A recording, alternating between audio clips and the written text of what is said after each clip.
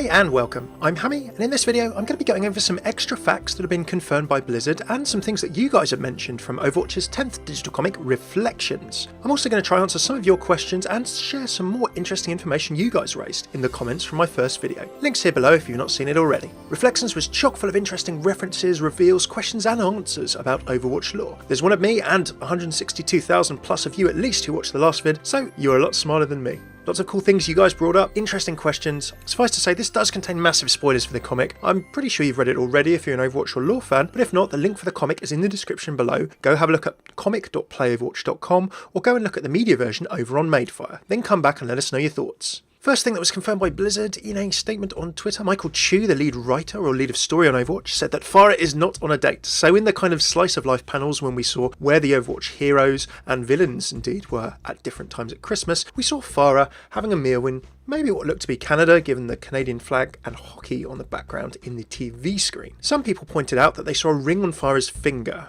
on her pinky finger. Now, people don't know whether it's metal or iron or not, but apparently in Canada, students of engineering or STEM, science, tech, engineering and mathematics are given an iron ring on graduation that's typically worn on the pinky. It's all speculation at this point, but maybe that could hint to Pharah having perhaps even studied in Canada before coming back to Egypt. Big thanks to Chibi Midget, Cashinate Crow and other people in the comments who flagged that one up. Also, apparently, Pharah's not a Bruins fan. Sorry Bruins fans, you hockey fans are going to have to explain that reference to me. Last time I had any knowledge of hockey was when Jerome McGinley let me win lots of games of console NHL pretty easily. Hammy Dad 76 aging there. Second thing that I didn't include in my first video, but I did note down, was that we saw in this comic that Tracer doesn't always need her chronal accelerator. Now, there were a lot of questions from you on this in the comments. It was confirmed by Blizzard on Facebook, Twitter and similar, and clarified a bit by Michael Chu. As long as it's near her, it's okay. It doesn't always have to be on her. And then there was a sentence saying that the specifics are more complicated, but she's fine at Emily's apartment and Winston's lab. So this kind of makes sense if we think about it. We did see in Tracer's origin trailer and story her in a time-shielded room, or some kind of very engineering-focused looking room. Pretty sure that when she was first diagnosed or when she first had her accident, this was probably where she stayed, and the room was some kind of shielded place fitted with the tech to kind of be able to keep her at this point in the timeline. Now, as time's gone on, I'm sure that Winston, having invented the portable chronal accelerator that we see Tracer wear, has improved and tinkered with this tech, and I think if it's portable, it can always be made to fit or cover an area as well. So that would explain Emily's apartment, maybe there's some kind of fixed device there, and Winston's laboratory, or indeed perhaps Overwatch bases. Maybe they have a fixed area in a similar fashion that Winston's made that Tracer can actually exist in.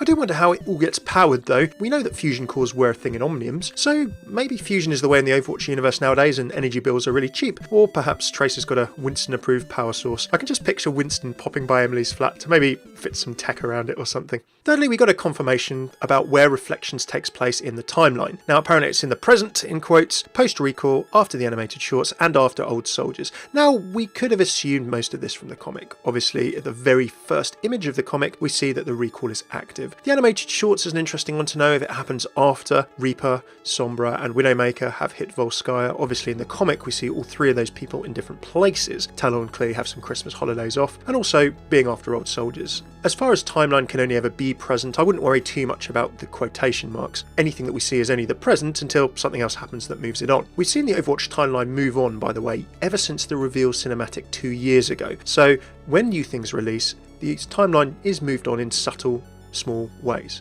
The Old Soldiers part definitely makes sense, as in the Reflections comic we see that Ana and Jack are still teamed up, having gone to investigate what was going on in the Egyptian desert with the mercenary named Hakim, and after the confrontation with Reaper that brought the two back together. I did wonder if the background colour in the window here meant that they were still in or around someplace deserty. Obviously we knew they were in Egypt last, it reminded me of sand, but maybe a little bit of a stretch.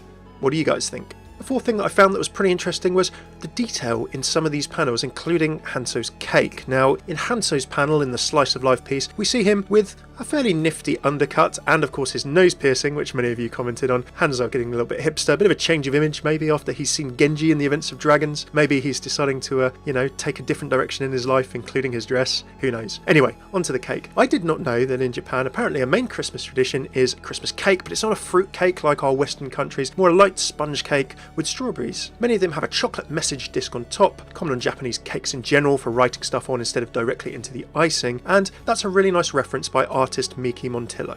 big thanks to everyone in the YouTube comments who mentioned that one, and also a big shout to Takei Sensei who wrote a cool thread about it on Reddit. A fifth point here, before I jump into your questions and a few random things, it was confirmed that specifically Tracer identifies as being lesbian. So that's been talked to death already by many people, myself included in my last video, but there you go, I know a few people had questions. Okay, time for a few little random facts and tidbits. Some translations came through from you guys in the comments. A lot of you said that the text by Diva in Korean said Diva's Winter Wonderland or Diva's Winterland, sort of in a commercial type sense. Does look like an advert. We know that Diva's got her own brand of drink and a few other things going on as well, so that totally makes sense. Thanks to all of you in the comments who shouted out that one. And the Russian around Zarya says new Omnic attacks or Omnic attacks in Siberia. We clearly are getting a continuing theme that the Omnic crisis, or the second Omnic crisis as it is continuing very much so in Russia. We've not seen so much as to what's going on in the rest of the world yet, but Russia keeps on being emphasised very recently in Sombra's short infiltration as well.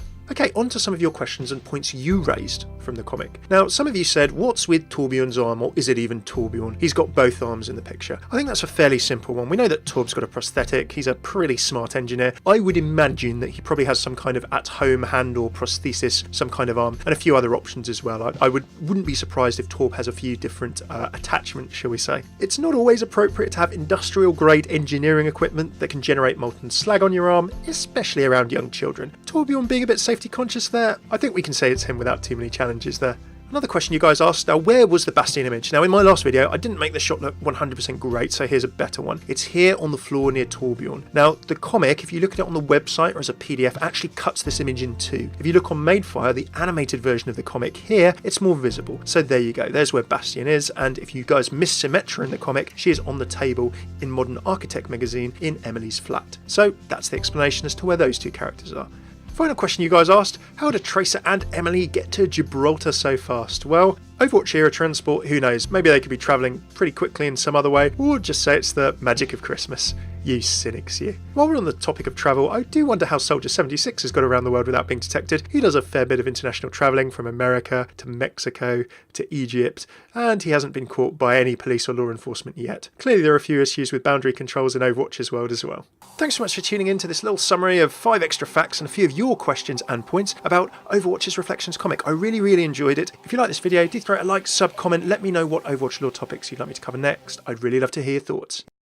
If you do like lore and if you do like this comic and all of these kind of things, please do look up my other videos. I go through hero lore, voice lines and interactions, world lore, map lore. I analyse all of the comics and animated shorts and talk about other lore topics as well and break them down in easy ways in my Lore Bites series. So if you like Overwatch lore and story, please do check out my channel and all of the different playlists. I've linked a bunch in the description below and the main comment. My Hero Lore Voice Lines and Interaction series is going to return just after Christmas, so thank you very much for your patience for that. I'm going to be winding down a bit for the holidays for the next day or two. There will be a few videos in the next week, and I hope you all have a fantastic holidays, fantastic Christmas and everything that you're up to. I'll catch you soon. I've been Hammy. Take it easy.